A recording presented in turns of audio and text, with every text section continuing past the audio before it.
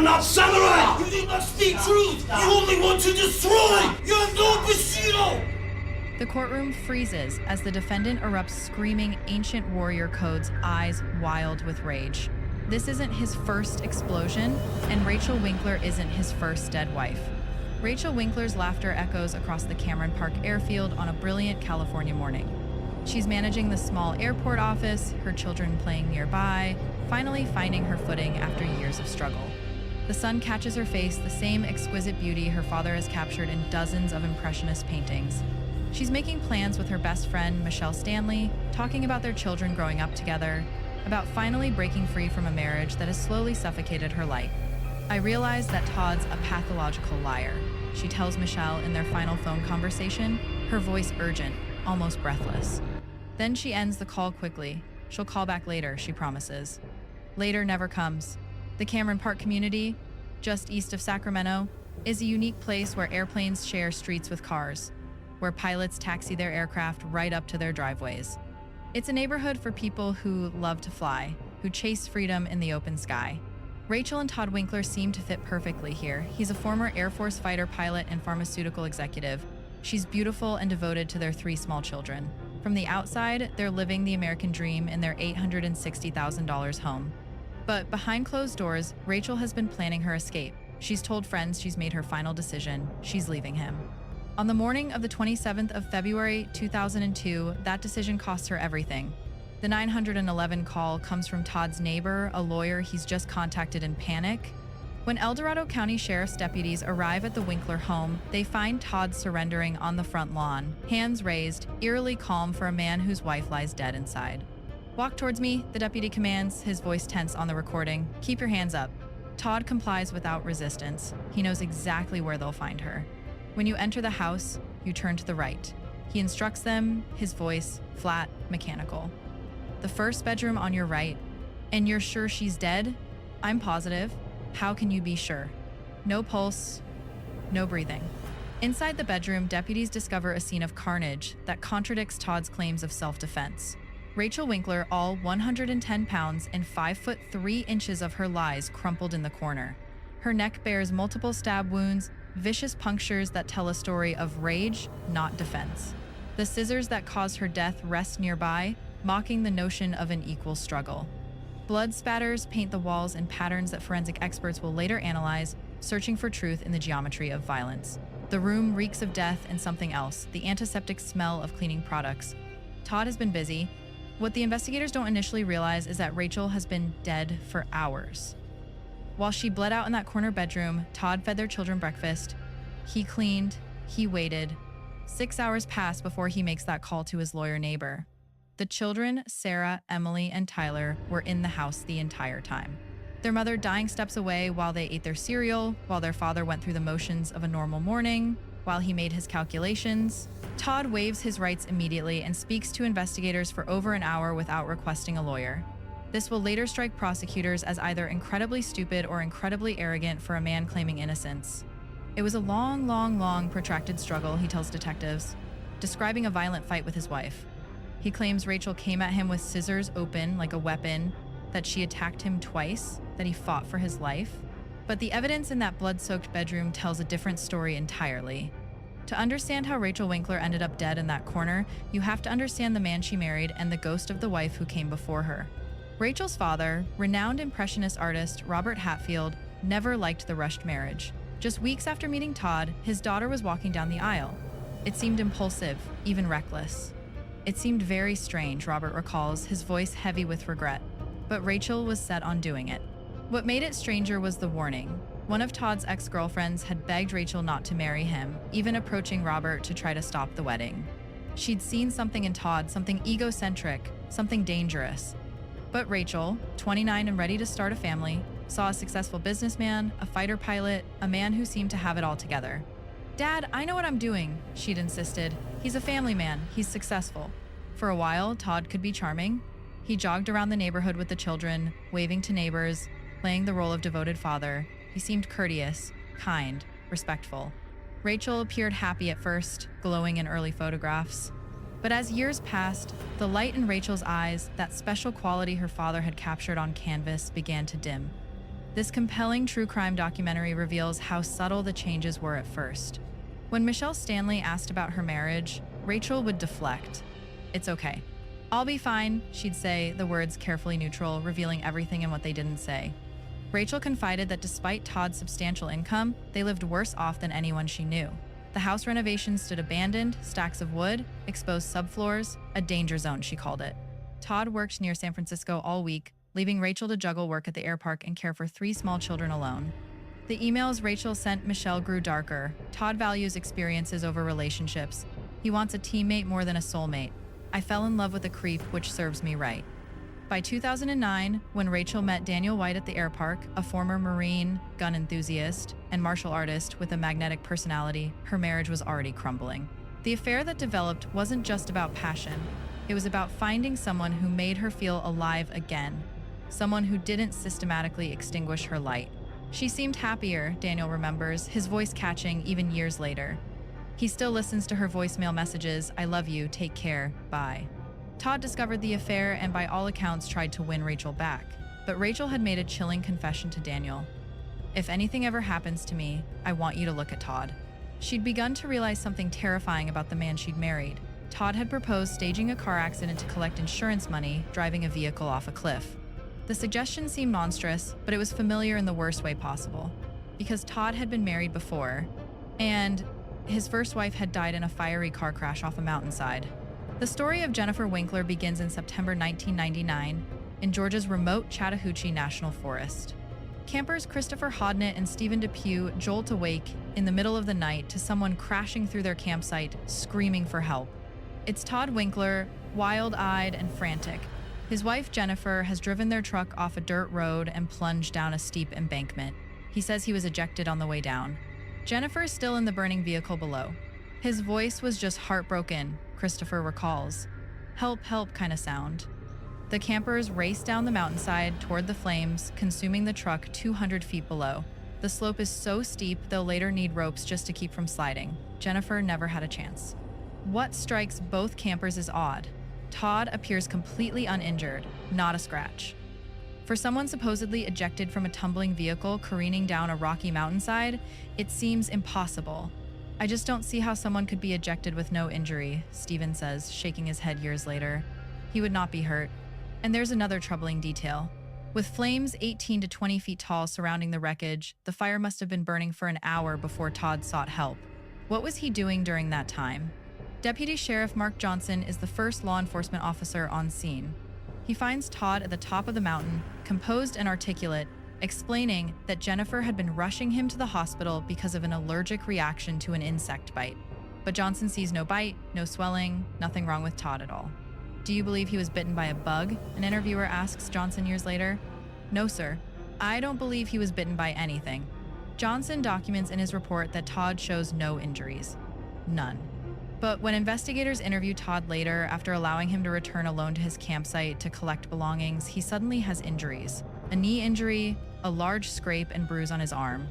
"You think he did it to himself?" "I think he's self-inflicted," Johnson says. Jennifer's autopsy shows she died from smoke inhalation and thermal burns. Her body is 100% charred. The pathologist finds no evidence of foul play, and Jennifer's death is officially ruled an accident. Todd collects nearly $1.2 million in life insurance.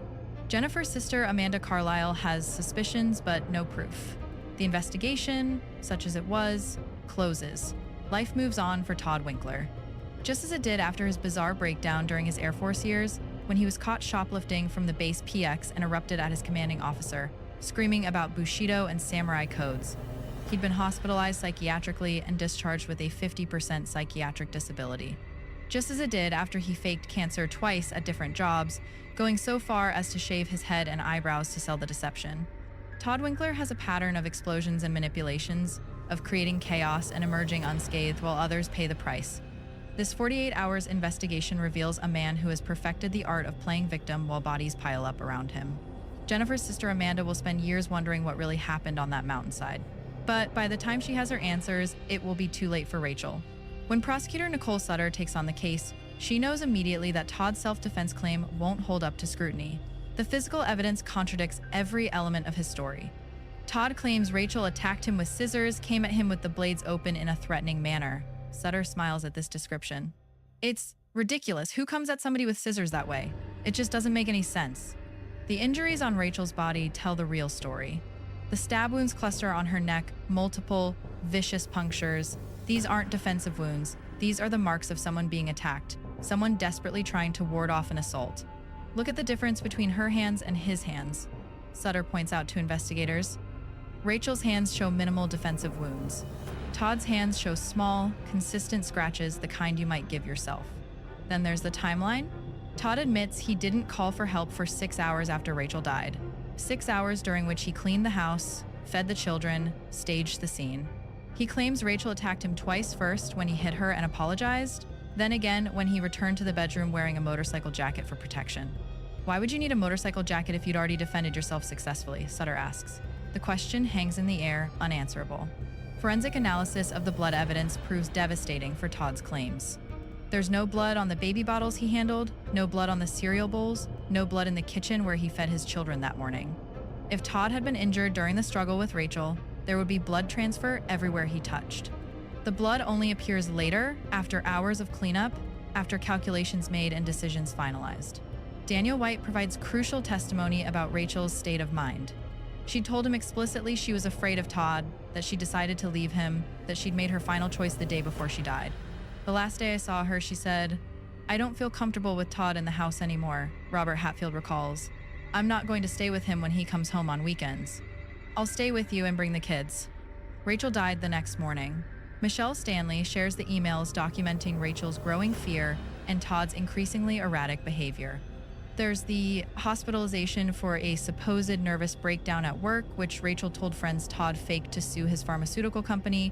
There's his obsession with samurai culture and Bushido codes. There's his suggestion about staging an insurance fraud accident. And hanging over everything is the specter of Jennifer's death. Once investigators begin digging into the Georgia car crash, the parallels become impossible to ignore. In both cases, Todd is the only witness. In both cases, his initial stories show him completely uninjured. In both cases, injuries appear later, after he's been alone. In both cases, investigators have questions that don't get satisfactory answers. Someone who wins the lottery once is envied, Sutter observes. Someone who wins the lottery twice is investigated. The campers who found Todd that night in Georgia, Christopher Hodnett and Stephen Depew, come forward to share their first-hand observations. They remember how calm Todd seemed, how he waited by the road while they scrambled down the burning mountainside trying to save Jennifer. Deputy Mark Johnson shares his report documenting Todd's lack of injuries that night, evidence that contradicts the official investigation's later findings. Amanda Carlisle provides context about Jennifer's life, her concerns about Todd's mental health, his refusal to get therapy after his military breakdown. The investigation into Rachel's death becomes inevitably an investigation into whether Todd got away with murder once before. Nicole Sutter argues that Jennifer's death shows Todd's pattern, his methodology, his willingness to kill wives who become inconvenient. The defense, led by attorney Matthew Weiner, faces an uphill battle. They bring in Dr. William Lowy, a psychiatrist who's practiced since 1947, to argue that Todd suffers from dissociative disorder and conversion disorder conditions that he claims made Todd believe he was fighting for his life, even though Rachel posed no real threat. Lowy testifies that Todd's right hand was paralyzed by conversion disorder during the struggle, making him feel vulnerable and weak. "Do you believe that he was in reality vulnerable and weak?" the prosecutor asks. "Yes, I do," Lowy insists. Sutter calls it smoke and mirrors, an attempt to medicalize cold-blooded murder. The science behind conversion disorder causing sudden paralysis during a fight seems convenient, tailor-made to explain away Todd's excessive force. As the investigation deepens, a portrait emerges of a man who has manipulated systems and people his entire adult life. A man who fakes illnesses for gain, who erupts in calculated rages when cornered, who stages scenes and tells stories that shift and change as needed. A man who has killed before and believes he's clever enough to do it again. The trial opens in September 2014, 12 years after Rachel's death. The courtroom fills with family, friends, journalists covering what promises to be one of the most compelling true crime cases in recent California history. Ladies and gentlemen, this is a case about a mastermind, a manipulator, a murderer. Nicole Sutter begins, her opening statement setting the tone for what's to come. The judge's controversial decision to allow evidence about Jennifer's death transforms the trial from a simple murder case into something far more complex, a reckoning for 2 deaths, 2 wives, 2 suspicious stories. Then comes the moment that stops everyone cold. Nicole Sutter is presenting her case, detailing the evidence from Georgia, when a strange rumbling sound fills the courtroom. Before anyone can react, Todd erupts from his seat. "You are not samurai!" he screams, his voice rising to a fever pitch. "Stop! You do not speak truth! Stop! You only want to destroy! You're no Bushido!" The outburst mesmerizes the courtroom and freezes everything. As one observer describes it, is it genuine mental illness? A calculated performance? The moment is so bizarre, so theatrical, that even hardened court watchers don't know what to make of it. If it was an act, it was a pretty good one, someone notes. But Sutter believes it's exactly that, another performance by a man who has been performing his entire life. The prosecution methodically dismantles Todd's self-defense claim. The scissors Rachel supposedly wielded, positioned wrong for an attack. The struggle Todd describes, not supported by the blood spatter patterns. The injuries he sustained, suspiciously consistent with self-infliction. When forensic experts testify, they explain how blood evidence tells stories. The absence of blood on items Todd handled before calling police proves he wasn't injured during the actual struggle. The pattern of Rachel's wounds shows someone being attacked from above, pinned down, unable to defend herself effectively. Then comes the most damaging testimony from Todd himself. Against his attorney's advice, Todd takes the stand. He needs to explain, to make the jury understand. Instead, he makes admissions that sink his case. He admits he wanted Rachel to die. "I wanted her to die," he states plainly, explaining that once the struggle began, he couldn't let her survive. He admits waiting 6 hours to call for help, spending that time cleaning the house and trying to make the house not look like a bloody scene. Most chillingly, he recounts Rachel's final words. She was saying, "We'll resolve this, resolve this." She was begging for her life. And he killed her anyway. Matthew Weiner tries to salvage the defense by arguing for manslaughter rather than murder, suggesting the killing occurred in the heat of passion. At most, it's a voluntary manslaughter case, he tells the jury, his tone suggesting even he doesn't fully believe in acquittal. But the jury has heard enough. They've seen the photographs of Rachel's injuries so graphic they're not shown on camera. They've heard about the insurance money Todd collected from Jennifer's death. They've watched Todd's courtroom outburst and his inability to maintain consistent stories. Most importantly, they've heard Todd's own words, his own admissions, his own cold recounting of how he killed his wife while she begged him to stop. The defense's psychiatric expert testimony about conversion disorder and dissociative episodes can't overcome the weight of physical evidence and Todd's own incriminating statements. The argument that Todd felt vulnerable and weak rings hollow when describing a 240-pound former fighter pilot killing his 110-pound wife by stabbing her repeatedly in the neck. After just 5 hours of deliberation, the jury reaches a verdict. We, the jury, find the defendant, Todd Winkler, guilty of the crime of first-degree murder as charged in count 1 of the indictment. Rachel's father cries. Her boyfriend Daniel White hugs his daughter. Todd shows no reaction at all as he's led away in shackles, his face blank, his performance finally over. 6 weeks later, at sentencing, Robert Hatfield delivers a victim impact statement that reduces the courtroom to tears. "The pain and anguish my family and Rachel's friends have endured since this vile act is unimaginable," he says. "These beautiful children were orphaned in one cruel deed. How will I ever explain or even comment on the question, why did Daddy kill Mommy?" Todd offers brief remarks expressing deep remorse, but his words feel hollow, scripted, another performance that fails to land. Judge Thomas Malikian responds sharply. "You are not the victim in this case. Rachel is the victim in this case." The sentence, 26 years to life. At minimum, Todd will be in his 70s before he's eligible for parole. He's finally been held accountable not just for Rachel's murder, but implicitly for the suspicious death of Jennifer years earlier. But Jennifer's case officially remains closed, ruled an accident despite all the questions, all the inconsistencies, all the eerie parallels to Rachel's death. Amanda Carlisle continues pushing for a new investigation into her sister's death, seeking closure that may never come. "Just struggling for answers and wanting justice for my sister," she says quietly. The truth that emerges from this 48 hours true crime documentary is darker than a simple murder. It's the story of a man who learned he could kill and get away with it, who collected over $1 million in insurance money, who then married again and when that wife became inconvenient, killed her too. It's the story of a system that failed to see the pattern until it was too late, of investigators who accepted convenient explanations, of warning signs that were ignored until they were written in blood. It's the story of two women, Jennifer and Rachel, who had the misfortune of marrying a man capable of viewing them as obstacles to be removed rather than human beings deserving of life. Robert Hatfield stands in his art studio, surrounded by paintings of his daughter. Rachel's face looks out from dozens of canvases, capturing the beauty and light that Todd extinguished that February morning. "When I painted her face, I painted better," Robert says softly, touching one portrait's edge with gentle fingers. "She was one of the major joys of my life." Now he's raising her children, Sarah, Emily, and Tyler. They ask about their mother. Sarah, the oldest, cried for weeks, "Mommy, don't leave me. Mommy, don't leave me." The sound still haunts Robert's dreams. He tells them their mother loved them, that she's with God, that God isn't far away and neither is she. He doesn't tell them all the details of how she died, not yet. Some truths are too heavy for children to carry. Michelle Stanley thinks about her friend constantly. "We talked a lot about bringing our kids up together. I'd waited 20 years for that to happen." The future they'd planned, play dates and shared family dinners, and watching their children grow vanished in a single morning of violence. Daniel White still listens to Rachel's voicemail messages, her voice preserved in digital amber. "I love you, take care, bye." He thinks of her every moment of every day, of the life they might have had if she'd escaped just a little sooner.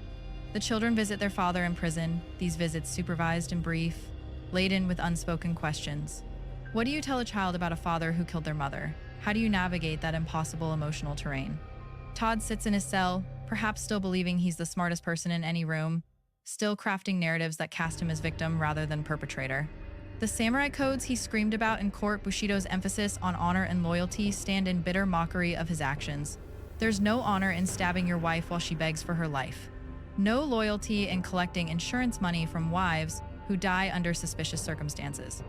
This case teaches harsh lessons about believing presentations over patterns, about giving second chances when first impressions reveal darkness, about how systems can fail to connect dots until it's too late to save the next victim.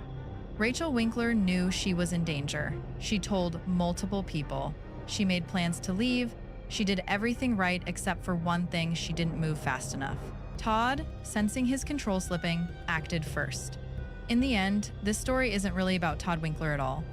It's about Rachel, the woman who loved her children fiercely, who worked hard to build a life, who found the courage to leave a destructive marriage. It's about the bright light her father painted so beautifully, the light that should still be shining in this world.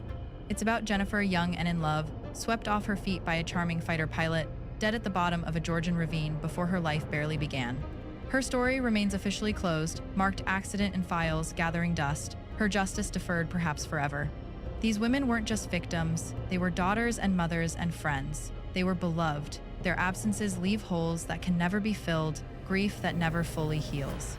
The California sun still shines on Cameron Park, where airplanes taxi down residential streets and neighbors wave to each other in passing. The community has moved on, as communities do. But Rachel's absence remains, felt by those who loved her, by the children growing up without their mother, by the father painting portraits of a daughter he can never hold again. Prisoners in paradise, that's what this case reveals. Todd Winkler trapped his wives in what looked like paradise from the outside.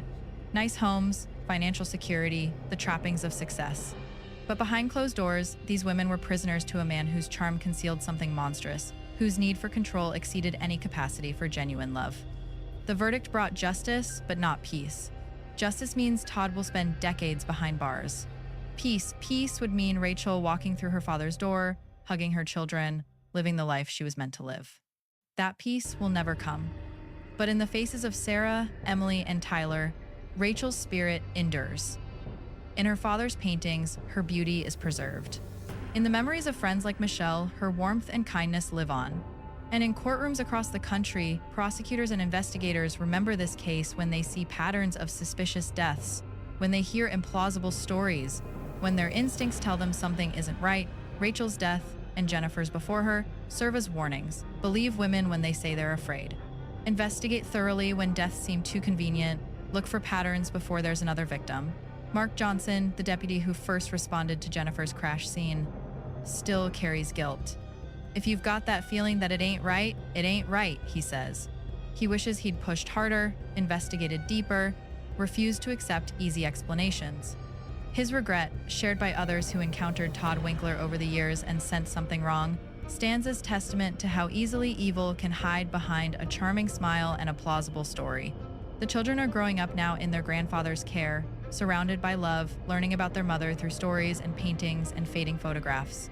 They'll face hard questions as they mature about their father, about what happened, about how to reconcile love for a parent with knowledge of terrible crimes. Robert Hatfield tells them the truth as best he can. Their mother was an angel, beautiful inside and out. She loved them with every fiber of her being. What happened to her wasn't her fault, and while they may share blood with the man who killed her, they are not defined by his actions. Rachel's children will prevail in this life, Robert had said at sentencing, his voice breaking, but they will never see their mother again. In that simple statement lies all the tragedy of this case. Lives continue, children grow, time passes. But the absence remains, permanent and profound, a mother-shaped hole that nothing can fill. Todd Winkler sits in prison, and Rachel Winkler lies in her grave.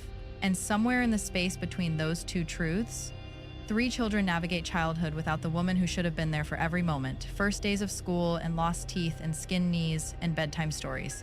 That's the real sentence this crime imposed. Not 26 years to life for Todd, but a lifetime of loss for everyone who loved Rachel. A lifetime of wondering what might have been if she'd left just one day earlier, if investigators had taken Jennifer's death more seriously, if any of 100 small moments had unfolded differently. This 48 hours documentary reveals more than just the mechanics of murder. It exposes how easily monsters hide in plain sight, how privilege and charm can deflect suspicion, how women's fears are too often dismissed until it's too late to save them. Remember Rachel Winkler not as a victim, but as a fighter who tried to escape, who loved her children, who deserved so much more than the hand she was dealt. Remember Jennifer Winkler, whose death was too quickly written off, whose justice remains unfinished. And remember that behind every true crime story are real people, families shattered, children orphaned, futures stolen. The entertainment value of these cases should never overshadow the human cost. In the end, Todd Winkler didn't win. He lost everything: his freedom, his children, his carefully constructed image. Rachel and Jennifer lost more, losing their very lives. But in the verdict, in the sentence, in the refusal to accept his lies one more time, there's at least the consolation of accountability. It doesn't bring the dead back to life, it doesn't heal the wounds or dry the tears, but it says clearly, some lines cannot be crossed without consequence. Some evils will not be tolerated. Some women's deaths will not be forgotten or explained away. Rachel's light was extinguished, but her story burns bright, a warning, a memorial, a testament to resilience and love, and the too high price women sometimes pay for trusting the wrong man. The sun sets over Cameron Park, painting the sky in brilliant colors that would have moved Robert Hatfield to capture them on canvas. Somewhere in that house filled with paintings, 3 children are settling in for the night, their grandfather tucking them in, keeping watch over precious lives that almost ended before they truly began. And perhaps, in whatever comes after this life, Rachel Winkler finally knows peace. This true crime documentary story serves as a reminder that domestic violence warning signs should never be ignored, that women's fears deserve to be taken seriously, and that thorough investigations can mean the difference between justice and tragedy. If you or someone you know is experiencing domestic violence, please reach out to the National Domestic Violence Hotline at 1-800-799-7233. Retriclod can make mistakes. Please double-check responses. Sonnet 4.5.